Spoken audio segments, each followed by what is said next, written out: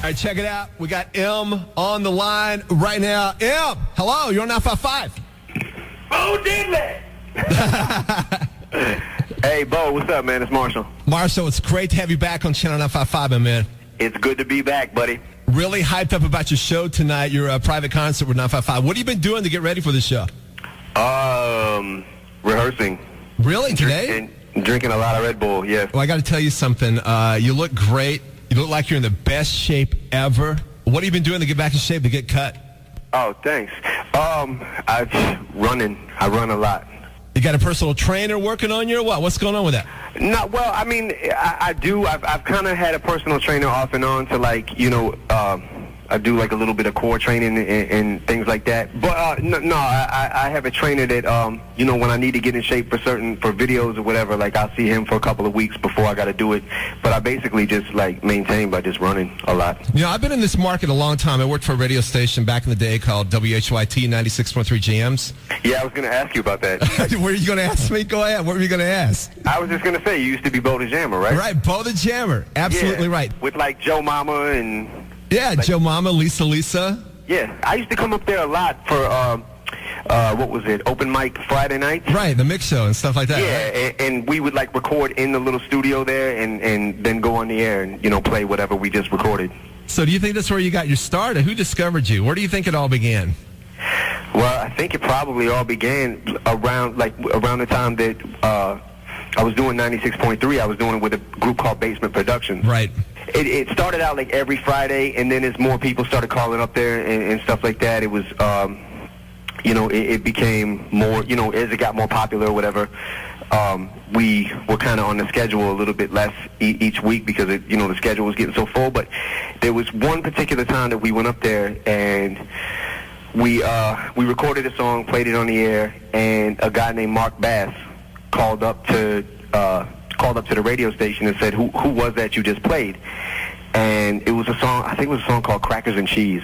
We ended up meeting that guy and going to his house, and from there we signed a little production deal, and then, I think everyone knows the story after that. Right. We kind of were with the Bass Brothers for a long time. Wow.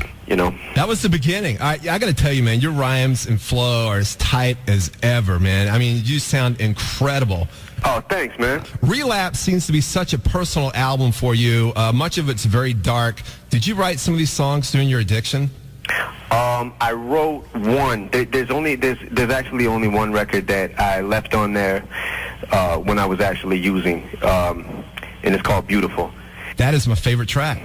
Oh, thanks. Yeah, I was actually in rehab. I wrote like the first verse and half of the second one while I was sitting in detox in rehab in 2005.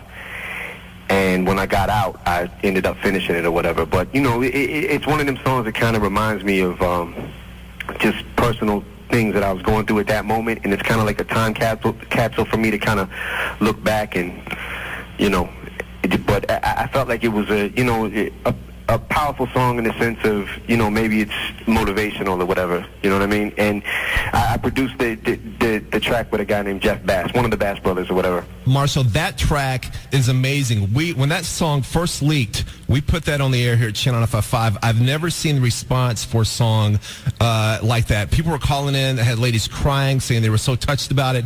Guys were calling in saying, this is what we've been waiting for. I got to tell you, in my opinion, that is a special track that's guaranteed number one. I had seen the first week it went number 2 on iTunes. Is that possibly your next single? Yeah, possibly. It's looking like it's swaying that way. So, I can't give 100% yet, definite, but I'm pretty sure that that's probably what it's going to be. So, I tell you what, let's play that song again for everybody right now because it's such a special track. We got more of Eminem coming up on Channel 955, and we're going to talk to him about his addictions. Hang on. More of Eminem on the way. Lately I've been hot. Eminem on Channel 955. Getting ready for the private concert tonight at the Motor City Casino. Well, you know what? It's really cool on your album that you've come out about your addiction and everything. I know during the past few years, the rumors about the rehab were kept under wraps and everything, but you've definitely exposed it on your album with songs like Underground. You talk about 2 weeks in Brighton and stuff like that. Em, we're all endeared to you here. Just how bad was it at that time? Well, it was pretty bad. Going into rehab in 2005, I said this in I kind of like explained a lot in Vibe magazine, but Right. it was pretty bad at that point. But it was one of them things where I wasn't really ready myself to go into rehab. I know everybody was ready for me Right. to go into rehab, but I kind of went in with the attitude of, I'm going to just kind of wing this and see where it takes me. I'll appease everybody, all my friends and everything, and just, you know what I mean, like people who care about me. Let me just kind of go through this and show them that I'm at least trying. And then when I got out, I kind of started taking Vicodin again and, Valium, and kind of, just went right back to basically to what I was doing. I saw the Vibe interview, by the way, and you said actually you hadn't recorded a song sober for 7 years? Yeah, it was probably about that. I mean, give or take, it was probably about that. What kind of adjustment was it for you to record again sober? It was weird. I had to a lot of the things that I'm doing right now are strange to me because I got to kind of relearn to do them again. You know what I mean? Because when you start, when you use for a certain amount of time, you start relying on, those drugs that, either alcohol or pills or whatever it may be. I kind of started relying on that as a crutch. And, now I don't have that as a crutch anymore, and it's kind of like it's like, oh, this is what it used to be like. Right. You know what I mean? Like, I kind of tricked myself, I think, into believing that I couldn't do it unless I was high, or maybe I felt like, well, when I'm better when I'm high. You know what I mean? Like, right. I'm better when I drink before a show. I'm better when, I take pills before a show. I just kind of got into that mind frame, and I just got lost. Eminem here on Channel 955. What actually helped you admit the fact that you were an addict? Well, I overdosed last Christmas or whatever, and I ended up, I got a hold of some methadone pills, and I didn't know they were methadone pills. Wow. And, somebody said, take these are easier on your liver, and they give you the same feel as Vicodin. So I'm like, all right, cool. So I go home, I take a few, or however many I got, I can't remember at the time. Right. And I went right back to them. I got more. And ended up overdosing, and I couldn't figure out, for the life of me, why I couldn't get out of bed, why I was stumbling and falling down. You know what I mean? I didn't put two and two together. It must be these new pills that I got. You know what I mean? So, but anyways, I ended up overdosing. I went in and out the hospital for a couple of weeks, or the Christmas before last or whatever. And when I got out, I had a knee surgery.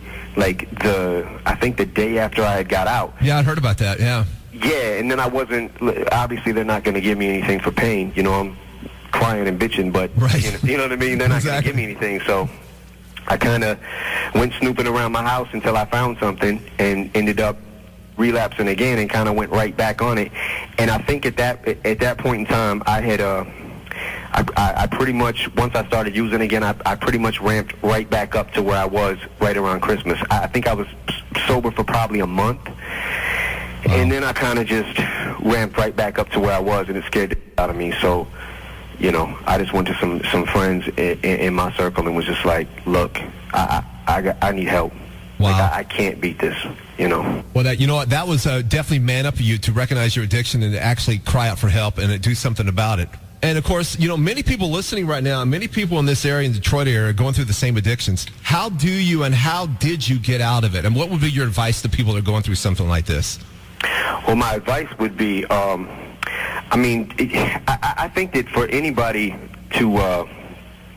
who's really in a dark place or whatever, because I was in a pretty dark place, God knows, but for anybody who thinks that you can't get out of it or whatever, I guess I don't know, I'd be living proof that you can. Do you know what I mean? Because, there was a point in time where I literally couldn't picture doing anything without drugs, without pills. You know what I mean? I just didn't see it. And I know, especially when I went to rehab, it was like, nah, I can't picture being back out there and you know what I mean, without having that as a crutch. Because that's what it becomes. But, you can get out of that place. It does get better. I got to tell you, it's very admirable of you to admit this and to come out on the radio about it and actually write about it in your music. I tell you what, let's go ahead and hit Crack a Bottle right now and do more of Eminem here on Channel 955. Hang on.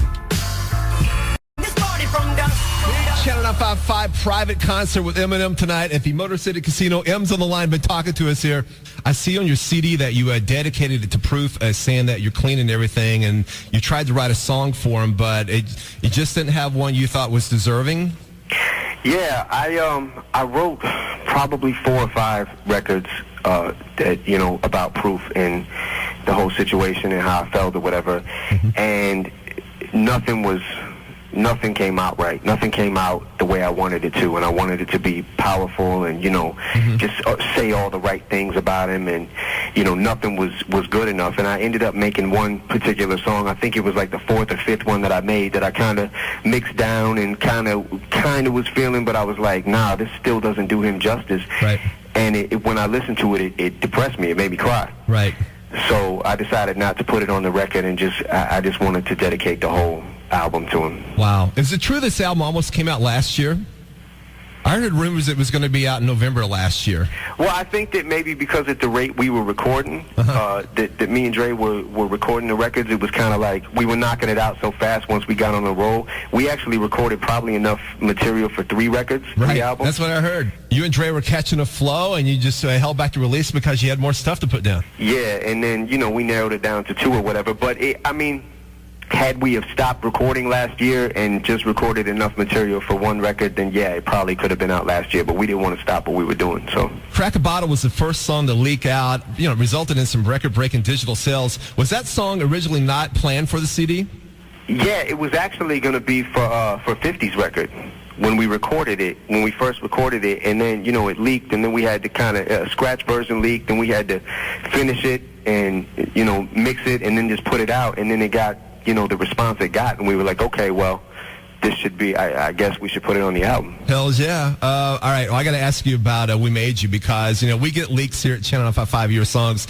That song was locked down tight. How did you keep that song from leaking? Nobody could get a hold of that damn song. Well, we're very careful. I'm very careful with my CDs and anything that I take from the studio. I mean, the only person that actually ever has any copies of anything is me. Right. And I usually lock them in a safe at my house or whatever. Like, I'm so protective of my music, Bagpipes in Baghdad. It mentions Mariah and Nick Cannon. Why do you think he took that song so personal and started bashing you publicly? I mean, is he that PW? Is he that whooped? I have no idea what their situation is. I mean, the funny thing is, over the years, Mariah is like, she's certainly become a permanent fixture in my lyrical mixture. Right. You know what I mean?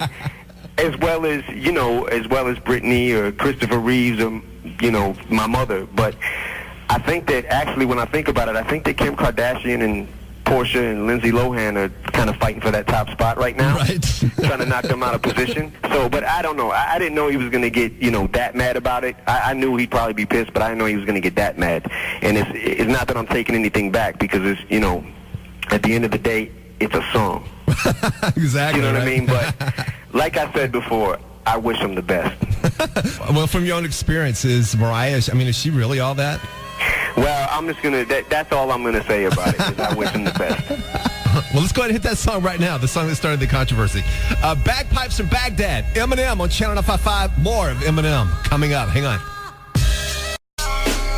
It's great to have Eminem on the line. Get ready for the private concert with Channel 955 at Motor City Casino. Appreciate you hanging out and spending all this time with us here on Channel 955M. One thing I want to mention about the song, we talked about Beautiful earlier. The song mentions people laughing at your jokes and stuff like that. How do you detect people or friends or pretend to be friends that are genuine and those that are fake with you?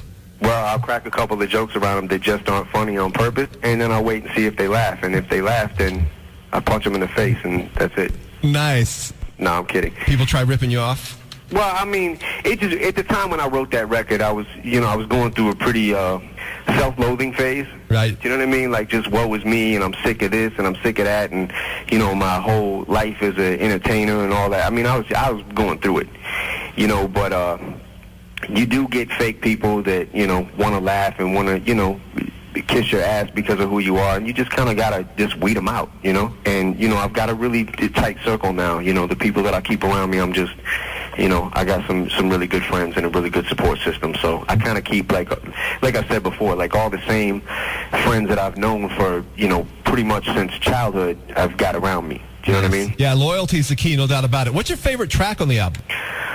My personal favorite? Yeah. I would have to say either Hello or Stay Wide Awake.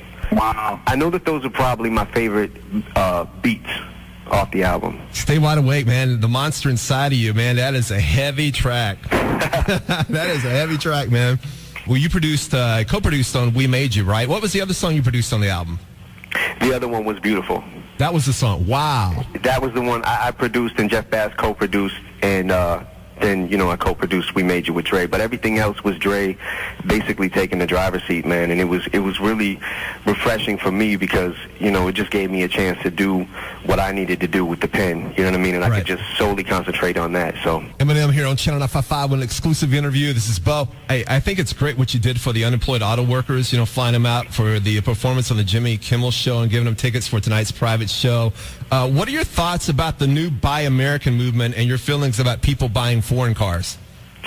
Well, I can tell you that I just recently purchased a Cadillac. Nice. I mean, that's me. You going to be low riding with your hand up high on the steering wheel in that car? Yes. It's a pink and burgundy green Cadillac. Yes, I said burgundy green. It's a what? Hang on one second. All sorry. right. It's a 4-door SUV with what? It has 4-wheel drive? Oh, yeah. It's a 4-door SUV with 4-wheel drive. Nice. Convertible. With the sunroof. I can see you pimping in that one, cruising up down Jefferson or whatever, or Grasset. And, City of Detroit's been bashed over the years and more so recently. Do you think any of that's deserved? Nah, I don't think that any of it's deserved. I mean, it's kind of like, when people talk about Detroit, it's kind of like they talk about the automotive industry and everything like that. I mean, they made some mistakes, you know what I mean? But the people who actually got to suffer the brunt of it is, real people. Right. You know what I mean? And it's kind of like, those people there's people here that are losing their jobs. They're, food is being taken off the table, and it's affecting real people, and it's not their fault. Do you think Kwame got a bad rap? I don't know. I'm not going to speak on Kwame. Okay. Well, speaking of local government, let's go another direction. What's your relationship with Trick Trick? What's my relationship with Trick Trick? Yeah. Oh, that's my man. That's your man. Have you paid your hood tax? Absolutely. Is this real, the hood tax? You think it's real? Because I heard Bow Wow, he bailed out a performance. Have you paid your hood tax? Actually, I think I have, my man. It's real, right? Yes. From the D was a great local anthem with Trick. He put that together with you and Bob Kid Rock. How did that song come together? Because didn't you lay down those verses a while back for From the D? Yeah, I think we did it 2007. I mean, It wasn't that long ago. It's probably about a good year and a half ago, maybe a little over that. Well, I got to say, people are excited about it because you were on there with Kid Rock, and, people are dying to hear more of you and Kid together. How is your relationship with Kid Rock? Oh, Kid Rock, that's my man, too. I love Bob. Is there any chance of a dream concert with you two down the road? Maybe. I mean... God, that'd be huge, man. You'd sell out 5 stadium shows in a row. It'd be huge. I want to thank you for your support of Detroit and Channel 955. And, anytime you want this radio station to voice something, we're always your radio station. I want you to know that. I want you to have a great show tonight. You got any last words you'd like to say to Detroit? Because Detroit definitely hangs on your every word. Yes. I am going to go rehearse right now, and then I'm going to rub one out. All right, man. We'll see you tonight, Em. Thank you very much, my man. All right, thanks, Bo. All right, man. Thank you, brother. Nice. Em spent all that time with Channel 955. I tell you what, if you want this interview, we're going to post it at channel955.com.